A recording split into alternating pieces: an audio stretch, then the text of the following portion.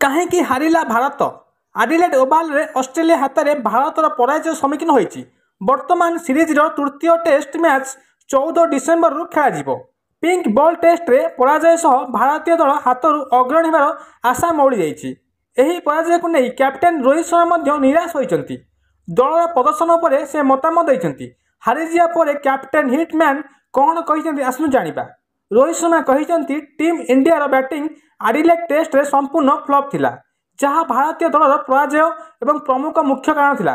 ଭାରତ ଅଧିନାୟକ ରୋହିତ ଶର୍ମା ସ୍ୱୀକାର କରିଛନ୍ତି ଯେ ଆମେ ଭଲ ଖେଳୁଥିଲୁ, ଯାହା ଅଷ୍ଟ୍ରେଲିଆ ଭଲ ଖେଳି ଜିତିଛି। ଟେଷ୍ଟ ମ୍ୟାଚ୍ ଉପସ୍ଥାପନାରେ ରୋହିତ ଶର୍ମା କହିଛନ୍ତି ଯେ ଏହି ସପ୍ତାହ ଆମ ପାଇଁ ଅତ୍ୟନ୍ତ ନିରାଶାଜନକ ଥିଲା। ଅଷ୍ଟ୍ରେଲିଆ ଆମ ଅପେକ୍ଷା ଭଲ ଖେଳିଥିଲା, ଯାହାକି ସେ ଜିତିଥିଲା। ଆମକୁ ଦିଆଯାଇଥିବା ସୁଯୋଗର ଲାଭ ଆମେ ଉଠାଇ ପାରିଲୁ ନାହିଁ। ଆମେ ପରଥରେ ଯାହା କରିଥିଲୁ ତାହା ବିଶେଷ ଥିଲା ଏବଂ ଆମେ ପୁନର୍ବାର ଏହା କରିବାକୁ ଚାହୁଁଥିଲୁ, କିନ୍ତୁ ପ୍ରତ୍ୟେକ ଟେଷ୍ଟ ମ୍ୟାଚ୍ରେ ନିଜସ୍ୱ ଚ୍ୟାଲେଞ୍ଜ ରହିଛି। ଏହାର ଗାବା ଟେଷ୍ଟକୁ ଅପେକ୍ଷା କରିଛୁ। ତୃତୀୟ ଟେଷ୍ଟରେ ଆମେ ଭଲ ଖେଳିବୁ ବୋଲି ଆମର ଆଶା ରଖିଛୁ।